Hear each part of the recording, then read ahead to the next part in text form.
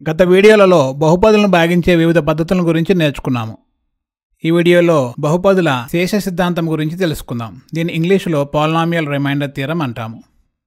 ముందుగా ఈ సిద్ధాంతం గురించి తెలుసుకుని దాన్ని ఒక ఉదాహరణ సహాయంతో అర్థం చేసుకోవడానికి ప్రయత్నిద్దాం. ఏదైనా ఒక చరరాశి xలో ఉన్న బహుపదిని తీసుకుని దాన్ని p(x)తో సూచిద్దాము. ఏదైనా వాస్తవ సంఖ్య aకు ఈ బహుపదిని రేఖీయ ద్విపది x - aతో భాగించామని అనుకుందాం.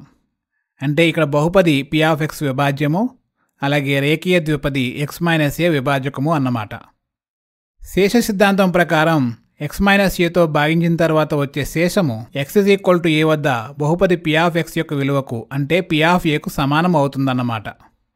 ఈ వీడియోలో దీనిని ఒక ఉదాహరణ ద్వారా అర్థం చేసుకోవడానికి ప్రయత్నిద్దాం. ఈ సిద్ధాంతంను మరొక వీడియోలో నిరూపించుదాం. ఇక్కడ బహుపది p(x) 3x² - 4x + 7 అనుకుందాము. ఇక్కడ p(x) బదులుగా ఏ బహుపదిని అయినా తీసుకోవచ్చు, కానీ సరళతరముగా ఉంటుంది అనే ఉద్దేశంతో నేను ఈ బహుపదిని తీసుకున్నాను. మరియు a = 1 అని అనుకుందాము. అదేవిధంగా aకు బదులుగా ఏ వాస్తవ సంఖ్యనైనా తీసుకోవచ్చు. మనం ఇప్పుడు x - aలో aకు బదులుగా 1 ఉంచినప్పుడు అది x - 1 అవుతుంది. అంటే మనము x - 1తో భాగిస్తున్నామన్నమాట. ఇక్కడ విభాజ్యము p(x) 3x² - 4x + 7 మరియు విభాజకము x - 1. గత వీడియోలో మనము బహుపదుల భాగాహార సోపానక్రమం నేర్చుకున్నాం కదా. ఇప్పుడు ఆ పద్ధతిని ఉపయోగించి శేషము కనుక్కుందాం. ముందుగా ఈ విధంగా గీసి లోపల 3x² - 4x + 7ను బయట x - 1ను రాస్తాము. ఇప్పుడు స్టెప్ 1. విభాజ్యము మరియు విభాజకములలో అత్యధిక పరిమాణం కలిగిన పదములు వరుసగా 3x² మరియు x. కాబట్టి 3x²ను xతో భాగిస్తే 3x వస్తుంది.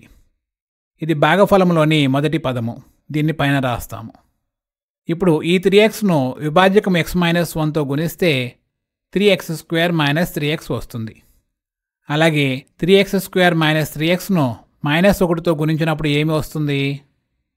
అది -3x² + 3x. దీని విభాజ్యము 3x² - 4x + 7కు కలుపుతాము. ఇక్కడ 3x² - 3x² 0 కాబట్టి వాటిని రద్దు చేస్తాము. ఇప్పుడు -4x + 3x -x. అలాగే విభాజ్యంలో మిగిలి ఉన్న పదము ఏని కిందకి దించి రాస్తాము. అప్పుడు -x + 7 వస్తుంది. ఇది స్టెప్ 2లో విభాజ్యం అవుతుంది. ఇప్పుడు స్టెప్ 1లో వలె స్టెప్ 2లో కూడా అత్యధిక పరిమాణం కలిగిన పదాలను తీసుకుని వాటిని భాగిస్తాము. ఇక్కడ విభాజ్యము మరియు విభాజకముల్లో అత్యధిక పరిమాణం కలిగిన పదాలు వరుసగా -x మరియు x. కాబట్టి వాటిని భాగించగా -1 వస్తుంది. దీన్ని భాగఫలంలో రెండో పదంగా ఉంచుతాము. అంటే దీన్ని పైన రాస్తున్నాము. ఇప్పుడు ఈ -1ని విభాజకం x - 1తో గుణిస్తే లబ్ధముగా -x + 1 వస్తుంది. దీన్ని విభాజ్యము -x + 7 నుండి తీసివేయాలి. ప్రత్యామ్నాయంగా దీన్ని -1తో గుణించి -x + 7కు కలుపుతాము. అంటే -1 × -x + 1 x - 1. దీన్ని -x + 7కి కలుపుతాము. ఇక్కడ -x + x 0 కాబట్టి వాటిని రద్దు చేస్తాము. 7 - 1 6. ఇది ఒక స్థిర సంఖ్య కాబట్టి దీని పరిమాణము 0.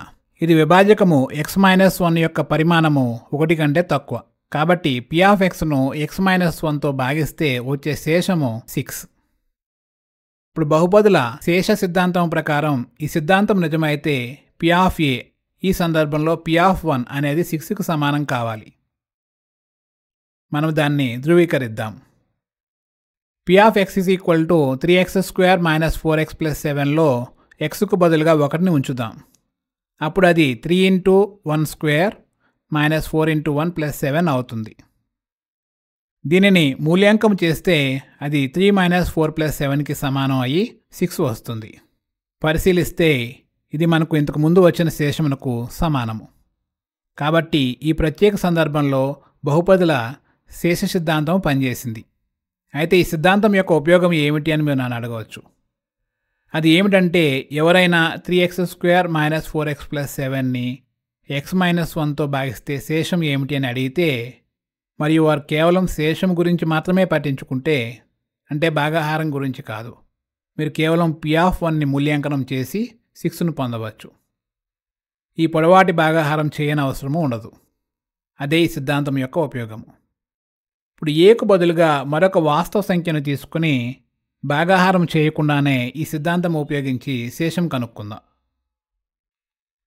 ఇంతకుముందు మనం విభాజ్యముగా తీసుకున్న బహుపది p(x) = 3x² - 4x + 7. ఈసారి మనము a = -2 అనుకుందాము. అప్పుడు x - a బదులుగా ఏమి వస్తుంది? అది x - -2 అంటే x + 2 వస్తుంది. ఇప్పుడు మన ప్రశ్న 3x² - 4x + 7ను x + 2తో భాగిస్తే శేషము ఎంత అని.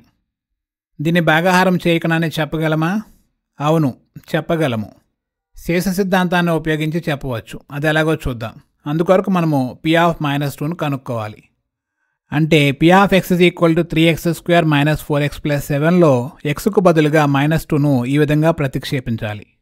ఇక్కడ -2² = 4. ఇప్పుడు 3 × 4 = 12 మరియు -4 × -2 = +8. కాబట్టి 12 + 8 + 7 వస్తుంది. దీని విలువ 27. కాబట్టి బహుపదుల శేష సిద్ధాంతం ప్రకారం 3x² - 4x + 7ను x + 2తో భాగించగా వచ్చే శేషము 27. ఈ వీడియోలో మనము బహుపదుల్లోని శేష సిద్ధాంతం గురించి మరియు దాని ఉపయోగం గురించి నేర్చుకున్నాం. తరువాతి వీడియోలలో ఈ సిద్ధాంతం నిరూపించడంతో పాటు మరిన్ని ఉదాహరణలతో దీన్ని అభ్యాసం చేద్దాం.